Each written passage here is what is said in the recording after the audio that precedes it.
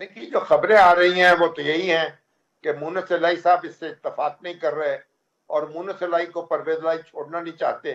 उन्होंने अपना मुस्तकबिल उनके साथ बांध लिया है। तो परवेज इलाही अगरचे एक पीपल्स पार्टी के दौर में एक जेल काट चुके हैं, लेकिन जाहिर है इतनी सख्त जेल उन्होंने नहीं काटी। वो उनके जो ससुर थे और चौधरी शुजात के जो वालिद थे चौधरी ज़हूर इलाही, उन्होंने तो बड़ी तवील जेल काटी है। जुल्फ़िकार अली भुट्टो साहब के दौर में उन पे मुकदमात भी बेशुमार कायम हुए, लेकिन चौधरी परवेज इलाही साहब जो हैं अब उनकी सुन्नत को ताज़ा कर रहे हैं। तो मेरा ख्याल उनके लिए एक मुश्किल सूरत हाल पैदा हो चुकी है। वो अब पीटीआई की क्यादत जो है उस पर भी उनकी नजर हो सकती है, क्योंकि वो उसके सदर हैं और वहां भी वो किरदार अदा कर सकते हैं।